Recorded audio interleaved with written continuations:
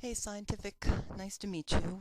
This is Scotty111 and I'm enjoying your vids and discussion with Az, and I'd like to contribute a bit here.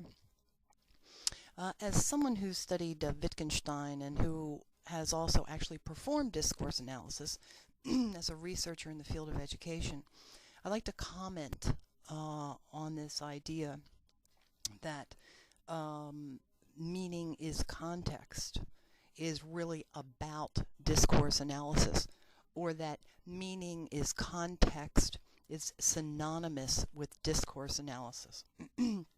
What I am going to attempt to show here is that it's not the case that the notion that meaning is context is really about discourse analysis or synonymous with discourse analysis. Instead, I'm going to argue here that discourse analysis is itself context. In other words, discourse analysis is subsumed under the bigger idea that meaning is context. So for anybody who's listening, let's just play a little game here. And let's just take a look into discourse analysis just a little bit. And I want to ask you, for anybody who's listening, let's just look at the word discourse. What does discourse mean to you? What is discourse? What does it mean to you?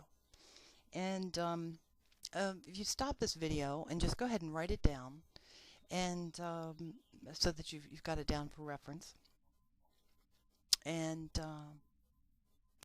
we'll hopefully visit that again. All right, now I'd like to talk to you about what discourse and discourse analysis means to me, from someone, as I said, who has performed research using discourse analysis. After this, you'll probably better understand why we're so screwed up in the field of education. But anyway, as I tell you what discourse and discourse analysis means to me, I'd like you to compare and contrast your responses with mine. And okay, here we go.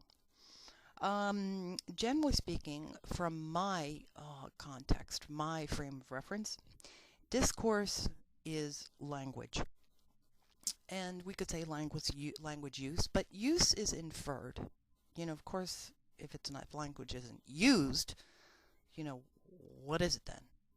Not quite sure. So discourse is language, equals language. It's synonymous.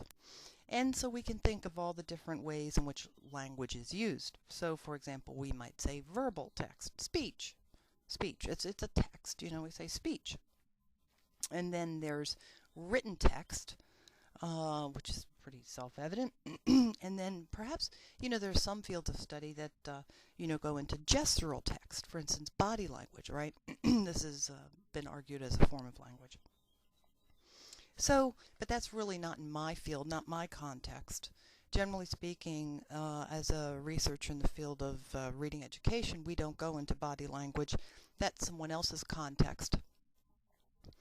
So, let's stick with my context. My context is speech and written text. All right, so generally speaking, these are the main forms of text used in discourse analysis. Now, I'd lay odds that you will hear someone comment, Scouty, there are other forms of text that can be used in discourse analysis. Have you read this philosopher or this critical theorist? Don't you know anything about art theory? How about music theory? I mean, art and music are forms of language too, aren't they? I know, mathematics, that's a language, isn't it? Well, if and when that happens, this will only further validate my point that the meaning of discourse analysis, the meaning of discourse as a part of the discourse analysis, is itself not only context dependent, but is context. So, did you think of these three forms of text? I'm going to put my cat down. Hold on. Very gregarious little thing. Did you think of these three forms of text? And in your definition of discourse, did you picture two people talking? Did you have two people talking there? Can one person discourse? Well, in the broader context of those who perform discourse analysis, in this broader contextualized view, we tend to assert that a single person can engage in discourse because a single person can engage in language alone. In fact, people can discourse with themselves in their heads, and this is sometimes referred to as internal talk. And we even attempt to analyze this internal talk by asking people to make their internal talk external, or think aloud, perhaps into a tape recorder. And sometimes as a researcher, we may or may not be present. And at this point, we can analyze their thoughts, do discourse analysis.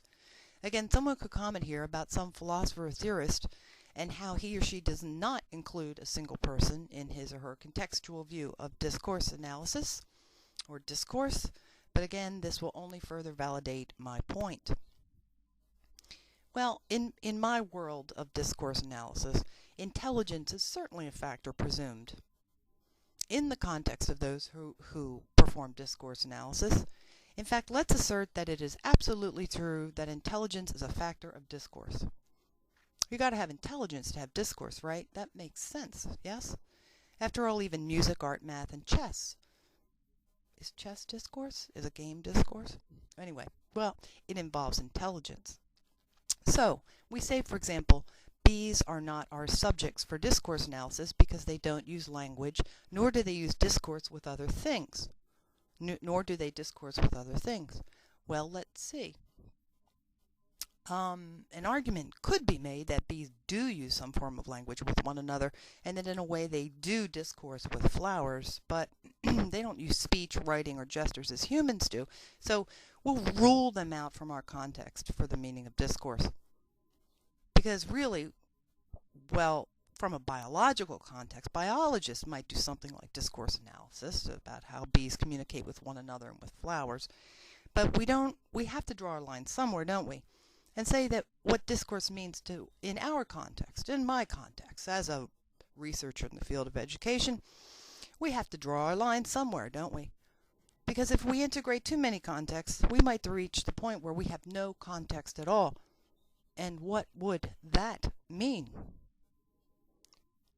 So how did you define? How did you see discourse?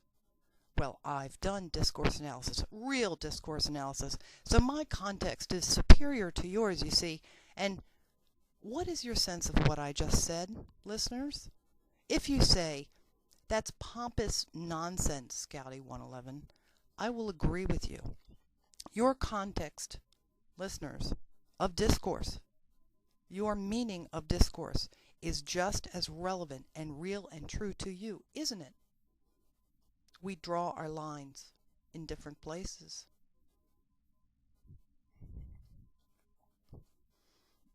Part 2.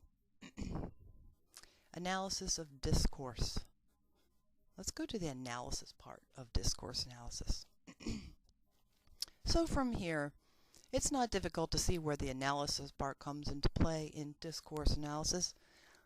Although we've just analyzed various meanings of discourse, haven't we? We've analyzed some of the meanings of discourse.